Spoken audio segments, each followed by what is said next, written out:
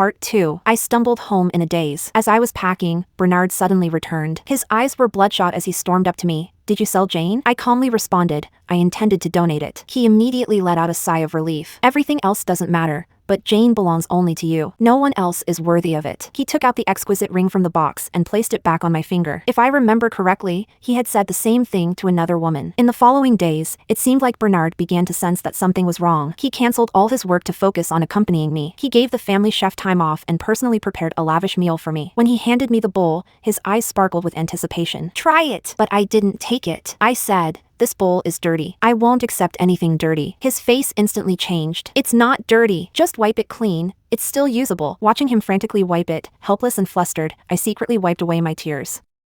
That night, he held me from behind. The resistance in my heart made my whole body stiffen. His phone kept lighting up and I impatiently said, "It seems like the other person is in a hurry. Maybe you should answer it?" He glanced at it, his expression shifting slightly. "Nothing is more important than you." He lowered his voice and spoke into the phone. "I'm with my wife. Don't disturb me anymore." Then, he decisively turned off the phone. I snorted coldly in my heart. "I wanted to see how long you planned to keep up this act." In the middle of the night, I heard steady breathing behind me. My phone buzzed. Probably frustrated that she couldn't get him to leave, Kate sent a video. I immediately recognized it as a gathering of Bernard's friends. During the game of Truth or Dare, the bottle pointed at Bernard. Someone asked, "Who's better, Kate or Jane?" The meaning was clear without saying more. Bernard smiled slightly, as if savoring the moment. "Why would a garden flower smell better than a wild one?" Laughter erupted from the background.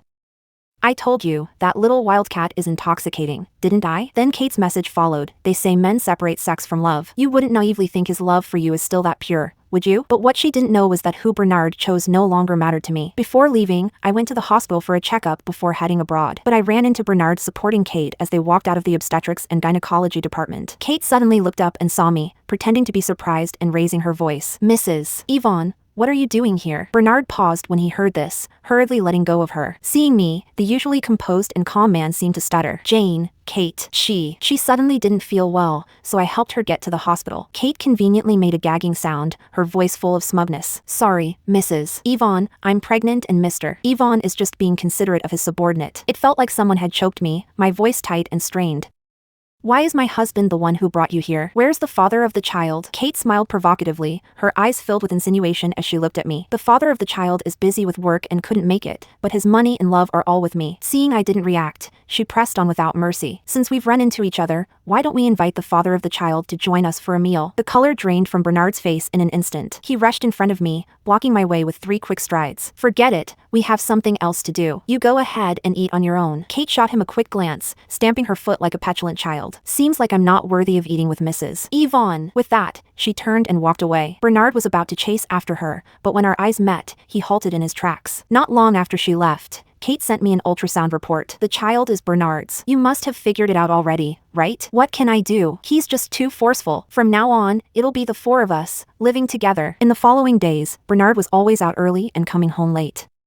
The servants at home teased him, saying he was preparing a gift for me. After all, to everyone's eyes, he was entirely devoted to me. Until one morning, Bernard took my hand, smiling mysteriously. "I've prepared a surprise for you." He pulled me toward the door just as my phone vibrated and Kate's profile picture flashed on the screen. She boldly called me directly. Right in front of Bernard, I casually answered the call. On the other end, her voice was full of confidence. "Jane, want to bet who he cares about more, you or me?" I hung up without saying a word. The next moment, I noticed a photo from Kate on Bernard's phone screen, one of her in a seductive uniform. Bernard's Adam's apple bobbed and his voice turned hoarse as he spoke. "Sorry, baby. There's a problem with a product at the company. I need to go right away. As about the surprise, I'll take you to see it another time." But there would be no another time for us. I gave a faint smile, not responding. He seemed to sense something, turning to look at me.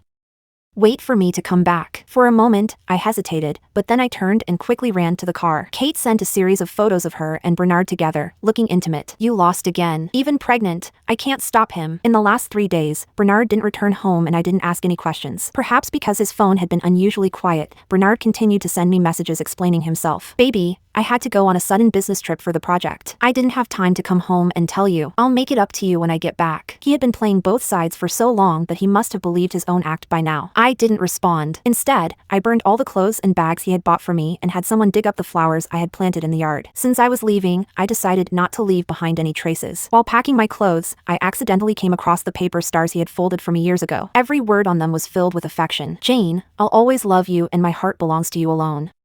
The handwriting was still clear, but the person had changed. I flushed tens of thousands of paper stars down the drain. As I watched them disappear, I laughed through my tears. On the last day, Bernard suddenly came back and I was shaken awake in my sleep. Groggy, I caught a glimpse of his anxious face. A notification popped up on your tablet, saying your paperwork was completed. What paperwork? My mind cleared instantly. Nothing important, it's just the paperwork for the jewelry donation I mentioned before. Bernard's tense shoulders immediately relaxed. He stepped forward and pulled me into his arms. You scared me, I thought. He abruptly stopped mid-sentence and replaced his words with a cheerful smile. Look, baby, I brought you something you love. He opened his hand, revealing the osmanthus cakes from my favorite shop. In the past, this trick always softened my heart, but not this time. I was just about to head downstairs when I heard Bernard's deep, angry whisper from the doorway. Are you insane? How dare you come here? Kate replied, her tone full of grievance. The baby and I miss you. She had the nerve to show up here so brazenly. I stood there, watching helplessly as Kate forced a kiss on him. In just a few seconds, Bernard's resistance turned into reluctant enjoyment. Leaning close to his ear, she whispered, her breath warm and seductive. I've learned a new position. Want to try it out? Bernard's eyes lit up instantly and he couldn't wait to head outside. As I watched their entwined figures disappear into the distance, I sent him one final message. The time has come. You can open your anniversary gift now. Then, I removed the SIM card from my phone, grabbed my suitcase and stepped out the door, saying to the driver, please take me to the airport. Search 280631 on NovelShort App to read more.